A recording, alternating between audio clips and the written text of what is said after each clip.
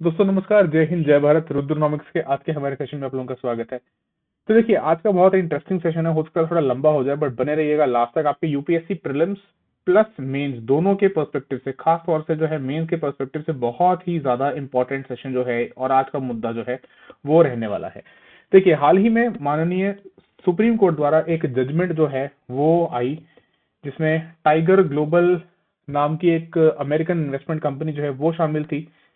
साथ ही साथ जो है बात गई कि इंडिया मॉरिशस जो टैक्स ट्रीटी है, डबल टैक्सेशन अवॉइडेंस अग्रीमेंट, इसके प्रावधानों के ऊपर भी बात हुई। और आपको याद होगा, अभी कुछ पिछले सालों में वोडाफोन को लेकर भी ऐसा ही एक टैक्सेशन के ऊपर डिस्प्यूट उठा था। तब भी यूपीएससी ने मेंस में जो है इससे मिलता सवाल जो है वो पूछा था। तो मुख्य परीक्षा के अनुसार ध्यान में रखिए, ये मुद्दा आज भी बहुत ज्यादा जो है चर्चा में है और इसके लिए सवाल जो है हो सकता है बन जाए। तो बने रहिएगा, सारी चीजों को डिटेल में डिस्कस करेंगे, बट बहुत ही इंपॉर्टेंट वीडियो है, तो I really want you to stay to the end. देखिए, केस का अगर नाम देखें, technically supreme court of India में authority for advance rulings income tax और tiger global international two holdings. ये पार्टी जो थी इसमें टाइगर इंटरनेशनल की ही आगे कंपनीज हैं, tiger international 2 holdings, 3 and 4 holdings. ठीक है, बात करेंगे इसके बारे में। अब देखिए, सबसे पहले यहाँ पे जो आपको जानना चाहिए वो है कुछ बेसिक्स। यानी मैं ऐसे मान के चल रहा हूँ कि हो सकता है कुछ लोग ऐसे छात्र हों जो जिन्होंने भी तैयारी शुरू की है, उनको ये बेसिक्स जो है शायद ना पता हो। तो देखिए, जब हम बात करते हैं एक ऐसे एग्रीमेंट की जो इसमें इन्वॉल्व है, वो है डबल टैक्सेशन अवॉइडेंस अग्रीमेंट। यानी दोहरा टैक्स किसी कंपनी के सिर पे ना पड़े, और पढ़ना भी नहीं चाहिए। कि अगर मान लो सेम इनकम है ना, तो उस इनकम के ऊपर I should be paying tax only once, कि मैं एक ही दफा जो है उसके ऊपर टैक्स पे करूं। मुझसे दो दफा उसके ऊपर टैक्स जो है ना वसूला जाए, मेरे ऊपर खामखा का बोझ पड़ेगा। तो देखिए, उसी इसी लॉजिक का ये जो है एग्रीमेंट किया जाता है दो देशों के बीच में बायलैटरल एग्रीमेंट के तहत। कि मान लीजिए इसमें दो कंट्रीज इन्वॉल्व हैं, जैसे अगर आप एक कंट्री ए और एक कंट्री बी, ठीक है। मान लीजिए एक कंट्री ए में जो है एक कोई कंपनी है, कंपनी सी, जो यहाँ इस कंट्री ए के अंदर रजिस्टर्ड है, और यहाँ से वो कुछ पैसा अर्न करती है, यहाँ से कुछ वो इनकम अर्न करती है, और वो कंपनी इन्वेस्ट करती है जाके इस दूसरे देश के अंदर, कंट्री बी के अंदर। ठीक है, कि कंट्री ए में वो रजिस्टर्ड थी, यहाँ इसने कुछ इनकम कमाई मान लो, और इसने इन्वेस्ट किया कंट्री बी के अंदर। तो अब इस सेम इनकम के ऊपर जो है, अगर उसने कंट्री ए में टैक्स पे कर दिया, मान लो इसने यहाँ पे टैक्स का पैसा जो है वो पे कर दिया, इट हैज पेड टैक्स, ठीक है, तो बी कंट्री में उसके ऊपर टैक्स जो है नहीं लगेगा, अगर इन दोनों देशों के बीच में ऐसी कोई द्विपक्षीय जो है अग्रीमेंट साइन की गई है, जिसको कहते हैं डबल टैक्स को अवॉइड करने वाला अग्रीमेंट। समझ रहे हो, डबल टैक्स को अवॉइड करने के लिए अग्रीमेंट। तो ये तो होता है डबल टैक्सेशन अवॉइडेंस एग्रीमेंट। ठीक है, अब आप सोच रहे होगे कि चलो ठीक है, अब इसमें होता क्या है, कि देखो कोशिश क्या कर रहे हैं, ऑब्जेक्टिव क्या है इसका, कि अवॉइड करें डबल टैक्स को on the same income. Promote करता है cross border investment and trade, के अगर मान लो कंट्री ए और कंट्री बी के बीच में ऐसी कोई ट्रीटी है, तो जो कंपनी है वो बिल्कुल चाहेगी कि हाँ ठीक है, हम यहाँ पे भी जो है इन्वेस्ट कर सकते हैं, हमारी इनकम के ऊपर यहाँ अलग से टैक्स हमसे नहीं वसूला जाएगा, और हम यहाँ पे भी मुनाफा कमा पाएंगे। साथ ही साथ facilitate exchange of information for tax evasion prevention, के दोनों कंट्री जो है ए और बी आपस में इंफॉर्मेशन जो है उसको शेयर करती हैं। मैकेनिज्म देखिए किस तरीके से काम करता है, कि एग्जाम्पशन मेथड, यानी कि इनकम टैक्स अगर एक कंट्री में उसको एग्जाम्प्ट कर दिया, income tax in one country exempted in the other, के उसने यहाँ पे कर दिया था, ठीक है, यहाँ पे हमने उसको बी कंट्री में एग्जाम्प्ट कर दिया, माफ कर दिया। दूसरे में हम उसको क्रेडिट कर देते हैं against the tax payable in another. मतलब राइट्स जो है, टैक्सिंग राइट्स जो है between residents and the source country जो है वो स्वैप हो जाते हैं। मतलब कि अगर मान लीजिए बी कंट्री में या ए कंट्री में, जहां भी वो कंपनी चाहे वहां वो टैक्स पे कर ले, अगर वो यहाँ पे करती है तो फिर यहाँ पे उसको टैक्स की छूट मिल जाएगी, उसको बी कंट्री में दोबारा टैक्स पे करना नहीं पड़ेगा, वो उस तरीके से क्रेडिट कर दिया जाएगा। ठीक है, तो मतलब मोटा मोटा ऐसे समझिए कि जो है इन्वेस्टमेंट्स को फैसिलिटेट करने के लिए, कि कंपनी जो है वो हमारे कंट्री में इन्वेस्ट करे, बी कंट्री अगर ए के साथ ऐसा कोई अग्रीमेंट करती है तो दोनों को फायदा होता है। अच्छा, अब देखिए इसमें फर्दर जो है, अब भारत की जहां तक बात आती है, ये हमने अभी थोड़ा कंसेप्ट के बारे में बात की है, अब लेके आते हैं इसमें इंडिया, और इंडिया का कौन से कंट्रीज के साथ ऐसा एग्रीमेंट हमने किया हुआ है। देखिए ये बात है उस समय की 1990 से पहले के दौर की, जब हमारी इकोनॉमी जो है बहुत अच्छा नहीं कर रही थी। हमें बाहर से निवेश जो है वो चाहिए था कि बाहर से हमारे पास जो है वो पैसा कंपनी जो है वो लेके आए बतौर फॉरेन डायरेक्ट इन्वेस्टमेंट, है ना। तो उस वक्त क्या किया कि हमारे देश ने जो है 1982 के अंदर ये ऐसा एक double taxation avoidance agreement sign किया एक ईस्टर्न अफ्रीकन कंट्री मॉरिशस के साथ, ठीक है। और इसको लागू किया गया 1 अप्रैल 1983 से, 1983 से। ये 1990 से पहले की बात मैं कर रहा हूँ। उस वक्त भी जो है आप पता होगा, आप सबने सुना होगा कि बैलेंस ऑफ पेमेंट क्राइसिस जो है हमारा 1991 का, उससे पहले हम चाह रहे थे कि जितना निवेश हम ला पाए बाहर से उतना हमारे लिए बेहतर साबित होगा। फिर इसको अभी ये अमेंड किया गया, जो ये वाला प्रोटोकॉल है, ये इसके ऊपर भी बात करेंगे। ये इसी की वजह सारा जो है बवाल मचा अभी, ठीक है। अब देखिए यहाँ पे जो ये मान लीजिए अभी जैसे भारत और मॉरिशस के बीच में अगर ये जो DTAA जो है साइन हो गया, तो अगर कोई मान लीजिए कोई कंपनी है कि सी कंपनी अगर यहाँ पे मान लीजिए मॉरिशस में इनकॉर्पोरेट हुई है, मॉरिशस की अथॉरिटी जो है इस कंपनी को एक सर्टिफिकेट देती हैं जिसे हम कहते हैं टैक्स रेजिडेंसी सर्टिफिकेट, यानी कि TRC। और ये सर्टिफिकेट आके ये लोग भारत में हमें दिखाते हैं, तो हम मान लेते हैं कि ठीक है, डबल टैक्सेशन अवॉइडेंस एग्रीमेंट के तहत जो है मॉरिशस ने इसको TRC दे रखा है, तो हम इसके ऊपर दोबारा टैक्स जो है वो नहीं इन्फोर्स करेंगे, नहीं लगाएंगे। तो TRC एक जो दूसरा कंसेप्ट है, इसको थोड़ा सा रीड कर लेते हैं कि क्या है। ये एक ऐसा डॉक्यूमेंट है जो इश्यू किया जाता है टैक्स अथॉरिटीज के द्वारा एक कंट्री की। जैसे हमारे केस में हम क्या बोल रहे हैं कि जो मॉरिशस की अथॉरिटीज हैं वो इशू कर देंगी कि हाँ ठीक है, हम एक कंपनी को TRC इशू करते हैं, सर्टिफाई करते हुए कि जो ये एंटिटी कंपनी जो है ये एक टैक्स रेजिडेंट है हमारे यहाँ एक इतने स्पेसिफिक पीरियड के लिए। तो ये एक तरीके से कह लीजिए TRC सर्टिफिकेट गेटवे की तरह काम करता है DTAA के अंतर्गत बेनिफिट्स देने के लिए।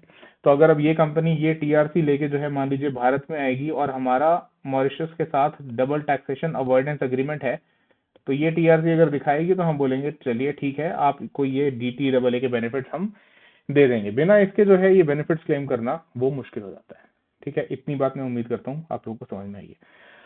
अब देखिए इसमें फर्दर जो दिक्कत आनी शुरू, मतलब एक इसमें अमेंडमेंट किया गया 2017 से, जिसको लागू किया गया और कहा गया ग्रैंड फादरिंग क्लॉज। देखो ग्रैंड फादरिंग क्लॉज का मतलब क्या हुआ कि कुछ प्रावधान कई बार ऐसे होते हैं जिनको जब लागू किया जाता है तो उससे पहले जो भी बेनिफिट्स या फायदे लिए गए होते हैं उनको एग्जेम्प्ट कर देते हैं, आगे उसके जो भी बेनिफिट्स होंगे उसके ऊपर ये लागू होता है, ठीक है। तो अगर डबल टैक्सेशन अवॉइडेंस एग्रीमेंट में हम ग्रैंडफादरिंग क्लॉज की बात करें तो ये एक ऐसा प्रावधान था जिसने एग्जेम्प्ट कर दिया कुछ एग्जिस्टिंग इन्वेस्टमेंट्स को, ट्रांजैक्शंस को, जो 1 तारीख से पहले की गई थी। पर्टिकुलरली हम यहाँ पे बात कर रहे हैं अप्रैल का महीना 2017, किससे?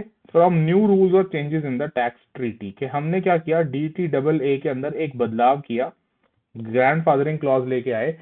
लेकिन हमने 2017 से पहले कहा कि इससे पहले अच्छा चलिए जो भी इन्वेस्टमेंट अगर हो गई होगी उसको हम क्या दे देते हैं, उसको हम छूट दे देंगे, उसको हम एग्जेम्प्ट कर देंगे कि अभी तक जो हो गया ठीक है, इसके बाद जो भी होगा उसके ऊपर फर्दर और टैक्स जो है वो लगाया जाएगा, ठीक है। इससे की करने का पीछे कारण क्या है? To protect genuine investment made under previous tax regimes, stability provide करना, प्रेडिक्टेबिलिटी इन्वेस्टर्स के लिए, और रेट्रोस्पेक्टिव एप्लीकेशन नए लेस फेवरेबल टैक्स रूल्स का। देखो रेट्रोस्पेक्टिव का मतलब क्या होता है? बैक डेट से,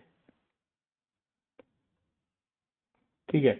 कि मतलब मान लो मैंने 1 अप्रैल 2017 से अगर इसको लागू किया तो ये इससे आगे ही इन्फोर्स किया जाएगा, इससे कि पीछे वाली डेट्स पे इन्फोर्स नहीं हो सकता। देखो ऐसा जरूरी इसलिए होता है क्योंकि जो भी इन्वेस्टर होता है, जो भी कंपनीज होती हैं, वो चाहती हैं, आप क्या चाहेंगे कि भाई जो रूल्स हैं उसमें स्थिरता हो, प्रिडिक्टेबल हो, ऐसा ना हो कि रूल्स जल्दी जल्दी चेंज किए जाए, ताकि हमें पता हो कि हम कैसे कहाँ पे इन्वेस्टमेंट कर सकते हैं, कहाँ पे हम जो है हमें फायदा कहाँ से मिल सकता है, ठीक है। तो ये ग्रैंडफादरिंग क्लॉज जो है 2017 के साल से ऐड करके इसमें डाल दिया गया, ठीक है। तो अप्लाई हुआ ये इस कट ऑफ डेट के बाद। तो pre existing arrangement they continue to receive benefits under old provisions and क्या बोला गया कि अमेंडमेंट जो है इफेक्टिव 1 अप्रैल 2017, इसने कैपिटल गेन्स टैक्स को शिफ्ट कर दिया भारत में। अब देखिए ये यहाँ पे बड़ी दिलचस्प बात है, इसको एक्सप्लेन करता हूं मैं। देखिए हमने क्या कहा, मॉरिशस और भारत के बीच में क्या है, डबल टैक्सेशन अवॉइडेंस एग्रीमेंट है। तो अगर मॉरिशस में कोई कंपनी है, जैसे अभी ये टाइगर ग्लोबल नाम की कंपनी थी, अगर ये मॉरिशस में रजिस्टर्ड है, इनकॉर्पोरेटेड है, और ये वहां से टैक्स रेजिडेंसी सर्टिफिकेट लेती है और भारत में आके निवेश करती है, तो इसको हम टैक्स में छूट दे देंगे। ठीक है, क्यों? क्योंकि इसने टैक्स मॉरिशस में ही पे कर दिया।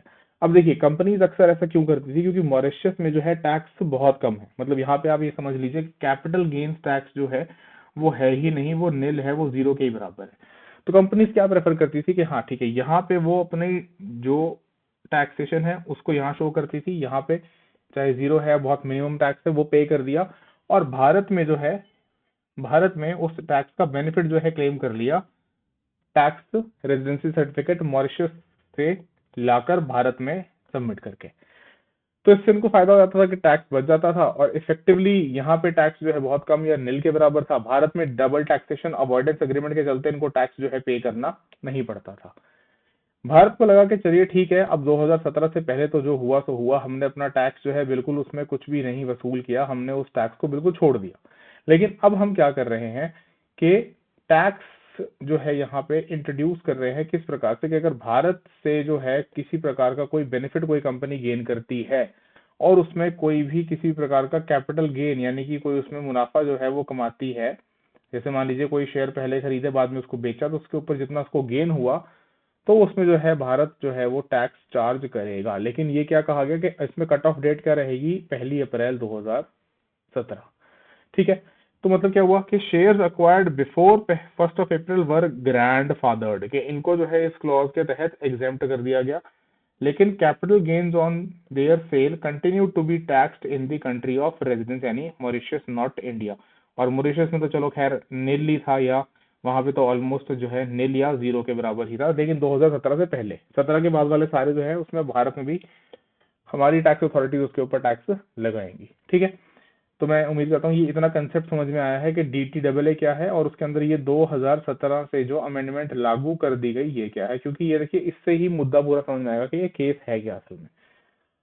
ठीक है, अब देखिए इसमें लिमिटेशन चैलेंजेस आने ही थे। वो क्या आने शुरू हुए कि एक तो ये जो टैक्स अवॉइडेंस अब मिल रहा था डबल टैक्सेशन अवॉइडेंस एग्रीमेंट में, ग्रैंड फादरिंग क्लॉज आने के बाद, it does not protect arrangement primarily designed for tax avoidance, कि अगर आप सिर्फ केवल टैक्स बचाने की नहीं, जैसे मान लीजिए मॉरिशस के साथ इंडिया और मॉरिशस दोनों का डबल टैक्सेशन अवॉइडेंस एग्रीमेंट है, और आप सिर्फ टैक्स बचाने के लिए एक कंपनी यहाँ खोल के और यहाँ से फिर भारत में निवेश कर रहे हैं, भारत में इन्वेस्ट कर रहे हैं, तो फिर जो है आपको इस एग्जेम्पशन का बेनिफिट नहीं मिलेगा। ठीक है, जेन्युइनली आप यहाँ पे कंपनी, आप जो है कंपनी रजिस्टर्ड है, यहाँ पे उसके ऑपरेशंस है, यहाँ पे उसका अच्छा खासा काम है, और वो भारत में निवेश करती है, तो आपको वो एग्जेम्पशन मिलना बनता है। ठीक है, फिर दूसरा जनरल एंटी अवॉइडेंस रूल जो है, क्या मतलब हुआ जनरल एंटी अवॉइडेंस, के अवॉइड कर रहा है कोई, किस चीज को अवॉइड करेगा, नेचुरल सी बात है टैक्स की पेमेंट को, तो उसको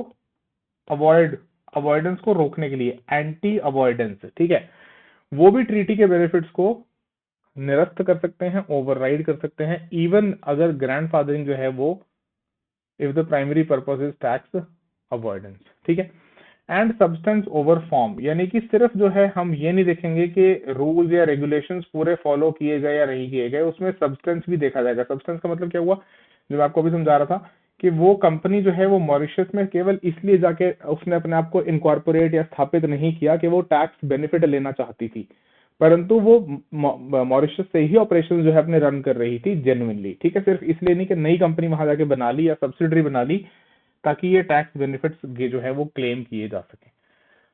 चलिए अब आते हैं मुद्दे पे, हमारा जो आज का ये सुप्रीम कोर्ट का केस है। ठीक है, ये एक बार ये आपको चीजें जो है पता होनी आवश्यक थी, तभी आपको चीजें समझ में आगे ठीक से आएंगी। देखिए अब होता क्या है कि भारत में निवेश करने के लिए एक कंपनी जो है टाइगर ग्लोबल नाम की, वो देखती है कि भारत में जो ई कॉमर्स का बिजनेस है वो बहुत बढ़िया चल रहा है। इस ई कॉमर्स के बिजनेस में एक कंपनी है जिसका नाम है फ्लिपकार्ट, वो अच्छा कर रही है। और इस फ्लिपकार्ट में टाइगर ग्लोबल को लगता है कि ठीक है, हमें निवेश करना चाहिए भारत जाके इस कंपनी के अंदर, हमें भी इससे फायदा पहुंचेगा। लेकिन टाइगर ग्लोबल के दिमाग में एक बात आती है कि अगर हम डायरेक्टली यहाँ से भारत में निवेश करते हैं तो हमारे ऊपर अच्छे खासे टैक्सेस जो हैं हमें देने पड़ेंगे। तो क्यों ना अपनी इन्वेस्टमेंट को रूट किया जाए मॉरिशस के थ्रू, यानी कि टाइगर ग्लोबल जो है वो क्या करती है, अपने नई कंपनीज, अपने नाम से नई कंपनीज जो है केवल इन्वेस्टमेंट के पर्पस के लिए यहाँ मॉरिशस में खोलती है, टाइगर ग्लोबल इंटरनेशनल के नाम से। Tiger global international 2 holdings, tiger global international 3 holdings and tiger global international 4 holdings, ये खोलती है मॉरिशस में।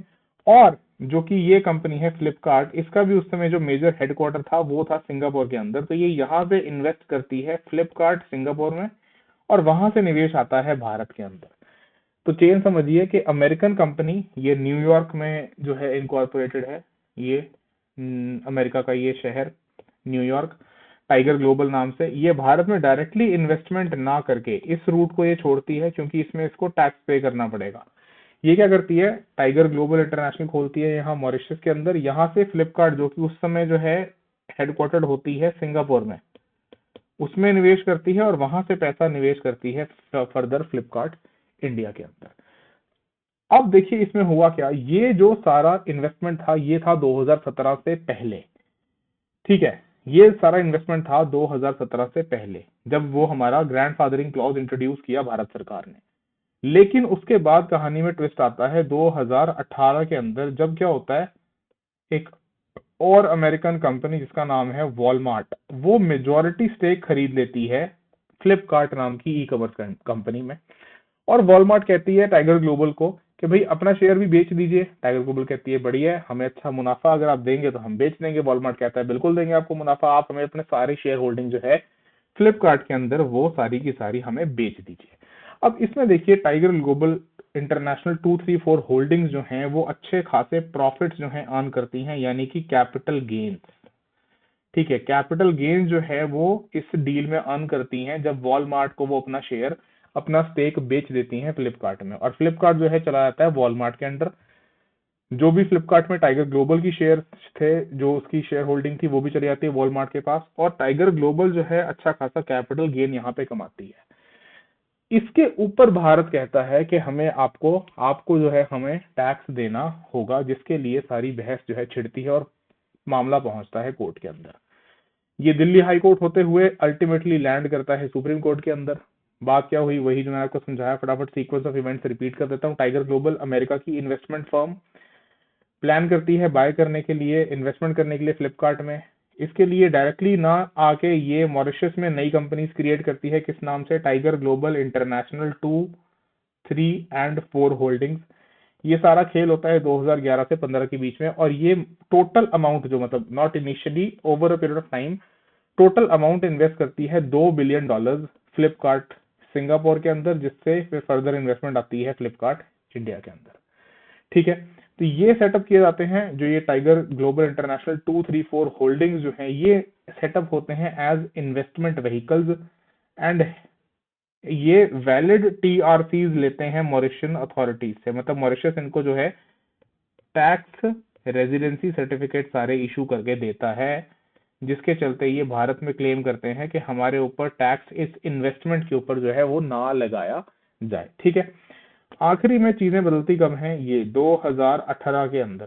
2018 में क्या होता है कि वॉलमार्ट जो है वो पिक्चर में आती है, और वो क्या करती है, खरीदती है फ्लिपकार्ट के अंदर इन्वेस्टमेंट डाल के फ्लिपकार्ट के शेयर होल्डिंग खरीदती है, साथ ही साथ टाइगर ग्लोबल के शेयर भी खरीदती है। एंड इस पूरे डील के अंदर 14,500 करोड़ रुपए जो है टाइगर ग्लोबल कमाती है, टाइगर ग्लोबल को मिलते हैं। 14,500 करोड़ की डील होती है ये वॉलमार्ट और टाइगर ग्लोबल के बीच में, और बढ़िया कैपिटल गेन जो है पहुंचता है किसको, टाइगर ग्लोबल के ऊपर, टाइगर ग्लोबल को, ठीक है।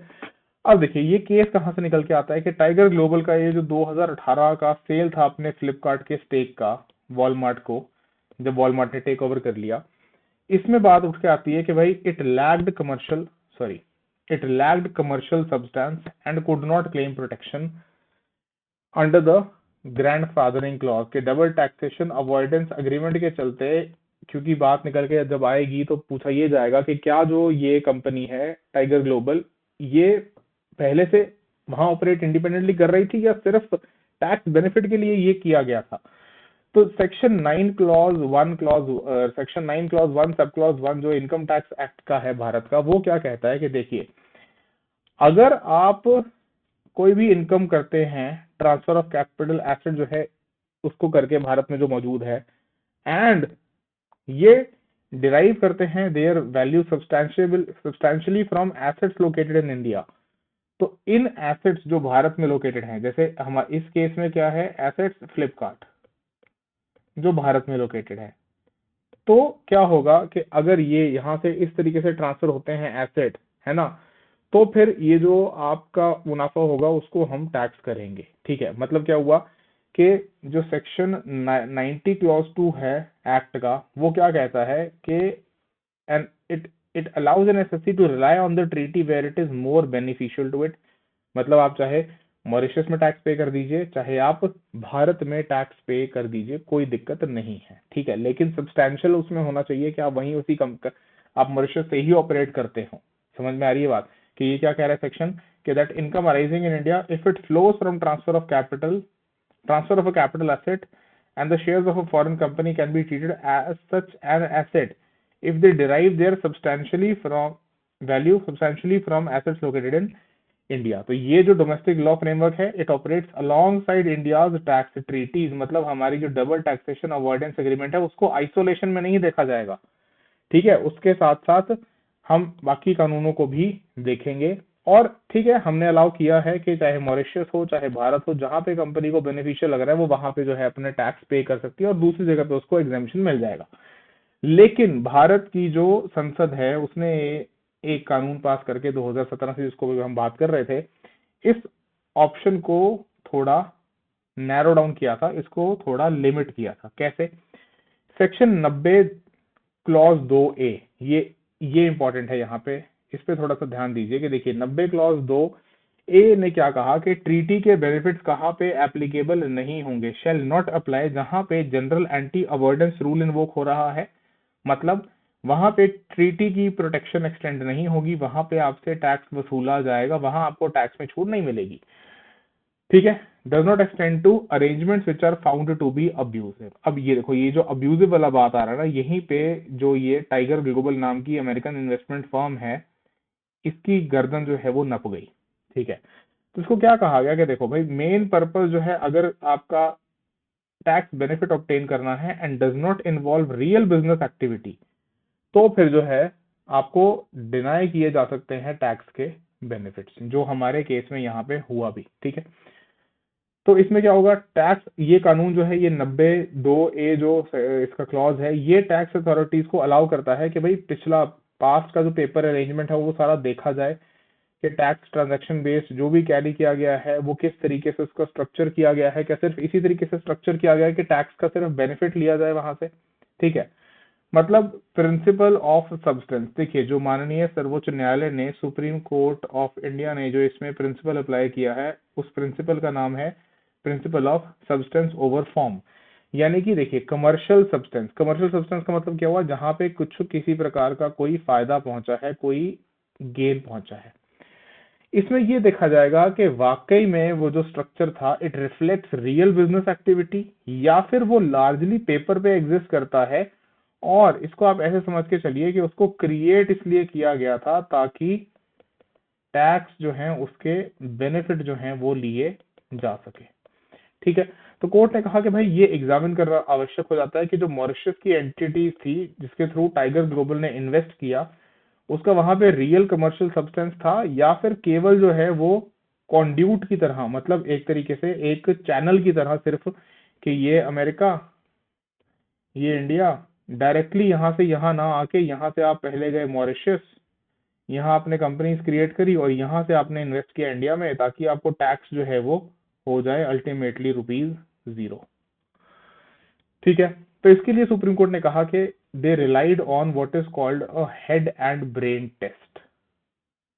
हेड एंड ब्रेन टेस्ट, अब ये हेड एंड ब्रेन टेस्ट क्या होता है, देखो, इसका मतलब ये हुआ कि अल्टीमेटली हिडन ब्रेन का मतलब हुआ कि भाई कहाँ पे वाकई में कंट्रोल और डिसीजन मेकिंग कहाँ से हो रही है, कहाँ से होती है, दिमाग और से सिर से, है ना, हेड एंड ब्रेन टेस्ट।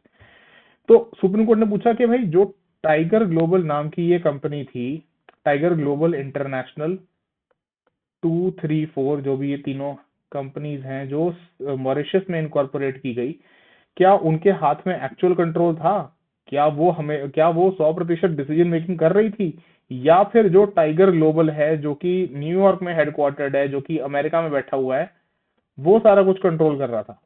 तो इसमें ये निकल के आया कि अमेरिका वाला जो है उसके हाथ में सारी डिसीजन मेकिंग थी। टाइगर ग्लोबल इंटरनेशनल जो ये मॉरिशस में 234 वाला था, उसके हाथ में एक्चुअल कंट्रोल और डिसीजन मेकिंग नहीं थी। मतलब who has the authority over key financial decisions, who could operate bank accounts, whether boards of the Mauritian entities functioned independently। मतलब भैया ये बताओ, जो टाइगर ग्लोबल इंटरनेशनल होल्डिंग्स 234 तुमने मॉरिशस में बनाई, क्या ये इंडिपेंडेंटली काम कर रही थी, या जो ये मेजर मेन कंपनी है जो अमेरिका में इनकॉर्पोरेटेड है, ये सारे डिसीजन ले रही थी? तो ये बड़े इंटरेस्टिंग हुआ यहाँ से देखो कि Supreme court of India, Bharat के सर्वोच्च न्यायालय ने क्या कहा कि भाई these companies had no investment other than Flipkart. अब ये देख के आपको हैरानी होगी कि देखो जो ये टाइगर ग्लोबल है इसके ऊपर बहुत हल्ला मचा हुआ है, बहुत सारे मैंने देखा वीडियो जो है ना यूट्यूब पे, they are doing the round, और उसमें यही कहा जा रहा है कि भाई हमारी टैक्स अथॉरिटी जो है वो इस तरीके से अगर बिहेव करेंगी तो इन्वेस्टमेंट भाग जाएगा, सुप्रीम कोर्ट अगर ऐसे जजमेंट देगा तो क्या होगा, ये तो डर का माहौल फैला देगा। अरे भाई डर का माहौल क्या है इसमें, देखो ना सीधी सीधी धोखाधड़ी करी है कि टाइगर ग्लोबल ने क्या किया, टाइगर ग्लोबल इंटरनेशनल मॉरिशस में खोली, जिसकी और कोई इन्वेस्टमेंट नहीं है, सिर्फ इन्वेस्टमेंट कहाँ गई है, फ्लिपकार्ट में। एंड किस लिए सेटअप किए गए, with prime objective of obtaining tax benefit under the DTAA between India and Mauritius, कि इंडिया और मॉरिशस का जो DTAA है सिर्फ उससे फायदा अपने आप को पहुंचाने के लिए। सो क्या कहा गया, इसका मतलब है कि भाई इसमें रियल कमर्शियल सब्सटेंस जो है वो मिसिंग है, एब्सेंस है। एंड कोर्ट ने अल्टीमेटली कहा कि भाई ये तो सिर्फ जो है एक चैनल, एक कॉन्ड्यूट, कॉन्ड्यूट का मतलब होता है ऐसे, एक मान लो एक पाइप की तरह, ठीक है, एक पाइप की तरह, एक कॉन्ड्यूट की तरह, एक रास्ते की तरह आपने इसको सिर्फ यूज किया। तो सुप्रीम कोर्ट ऑफ इंडिया ने कहा कि भाई देखो TRC जो है वो सिर्फ एक एलिजिबिलिटी कंडीशन है ग्रैंडफादरिंग क्लॉज के आने के बाद, और एक कंक्लूसिव प्रूफ नहीं है रेजिडेंसी का। एंड TRC केवल क्या है, as a ticket to enter जो है DTAA फ्रेमवर्क यूज किया जा सकता है, लेकिन उसके बाद ऐसा नहीं आप बोल सकते कि हाँ ये TRC जो है इसको ओवरराइड नहीं किया जा सकता, या ये TRC बस है तो अब हम टैक्स से मुक्त हो गए हमेशा के लिए। कोर्ट ने कहा कि टैक्स ट्रीटीज जो है वो एलोकेट करती हैं टैक्सिंग राइट्स, बट इसका मतलब ये नहीं है कि कोई देश अपना टैक्स सॉवरेनिटी ही सरेंडर कर दे। ठीक है, क्यों? आर्टिकल अनुच्छेद 265 जो है भारतीय संविधान का, वो हमें ये पूरी शक्तियां देता है, हमारी टैक्स अथॉरिटीज को भी, कि हम टैक्स सॉवरेनिटी जो है वो मेंटेन करके रखें, यानी कि जहां पे भी हमारे लेजिटिमेट लीगली टैक्स बनते हैं, हम वहां आपके ऊपर टैक्स जो है बिल्कुल इम्पोज भी करेंगे और आपसे जो है वो टैक्स वसूलेंगे भी। ठीक है, तो ये अल्टीमेटली कोर्ट ने जो है कॉन्स्टिट्यूशन को भी कोर्ट किया। फाइनली देखिए जो है टैक्स प्लानिंग और टैक्स अवॉइडेंस के बीच में जो है कोर्ट ने कहा कि देखिए इसमें ना एक अंतर होता है। एक होता है कि आपने, क्योंकि ये भी एक डिबेट उठी कि भैया कुछ एक्सपर्ट्स कह रहे हैं कि जो टाइगर ग्लोबल इंटरनेशनल है उसने टैक्स प्लानिंग किया, उसने तो कुछ गलत किया नहीं, क्योंकि उसने तो जो सारे शेयर खरीदे थे वो 2017 से पहले थे। लेकिन आप ये देखिए ना कि जो इंटेंट था वो इंटेंट ही जो है वो फ्रॉडुलेंट था, इंटेंट ही जो था वो विदाउट एनी कमर्शियल सब्सटेंस था, वो सिर्फ एक मियर कॉन्ड्यूट की तरह था कि सिर्फ यहाँ से रास्ता बनाया गया इस फायदे को पहुंचाने के लिए। तो सुप्रीम कोर्ट ने कहा कि भाई देखो टैक्स प्लानिंग और टैक्स अवॉइडेंस में ना अंतर होता है। टैक्स प्लानिंग जो है वो लेजिटिमेट हो सकती है कब, अगर वो कानून के दायरे में रहकर काम करे, framework of law, it operates with in the framework of law. लेकिन जब आप टैक्स प्लानिंग करते करते उसके अंदर कुछ कलरेबल डिवाइसेस, ड्यूबियस मेथड, ऐसे धोखाधड़ी देने वाले सब्टरफ्यूजेस ये डिजाइन कर लेते हो, तो ये टैक्स लायबिलिटी, आप सिर्फ क्या कर रहे हो, अपनी टैक्स लायबिलिटी को कट डाउन कर रहे हो। स्लैम का मतलब होता है कट करना, या कह सकते हो रिड्यूस करना। जैसे यहाँ पे इन्होंने कोशिश करी कि अपना टैक्स जो है वो ₹0 कर लें, तो कोर्ट ने कहा कि देखो, जो अगर आप ऐसा करने की कोशिश करते हो ना कि ये ड्यूबियस तरीके से जो है टैक्स प्लानिंग करके और इसको अपने जीरो करने की कोशिश करो, तो आप लॉ के फ्रेमवर्क से बाहर चले जाते हो और इसीलिए ये परमिसिबल नहीं हो सकता। ये इसलिए क्या हो जाता है, इम्परमिसिबल, कि इसको तो रोकना जरूरी हो जाएगा। तो इस केस में भी जो है there was lack of commercial substance, concentration of control outside the treaty jurisdiction, and dominant purpose of obtaining treaty benefits led the court to conclude क्या कि arrangement was designed for avoiding tax, कि जो ये tiger global नाम की company है जो USA में इनकॉर्पोरेटेड है, इसने टाइगर ग्लोबल इंटरनेशनल जो है अपना एस्टैब्लिश किया कहाँ पे, मॉरिशस के अंदर, और फिर यहां से जो है भारत के अंदर इन्वेस्टमेंट्स करी। इस इन्वेस्टमेंट के ऊपर अच्छा खासा जो है कैपिटल गेन कमाया,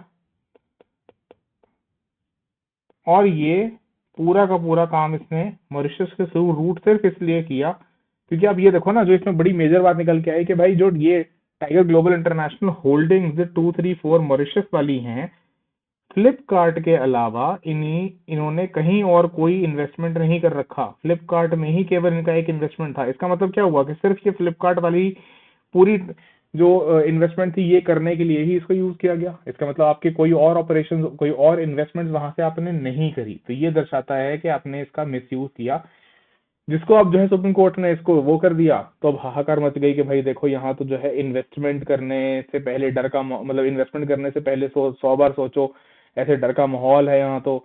ऐसा कुछ नहीं है, ये अगर बाकी लोग करते हैं, बाकी कंट्रीज करती हैं, तो कहा जाता है कि हाँ ठीक है भाई, अगर हमारी कंपनी ने यही चीज बाहर की होती तो लोग कहते हैं कि नहीं नहीं ठीक है, देखो इंडियन कंपनी जो है उसने जो है धोखाधड़ी करी है ना। अब ये सेम चीज अगर रिवर्स हो गई है तो इसमें जो है हमारे ऊपर ही सवाल उठ रहे हैं।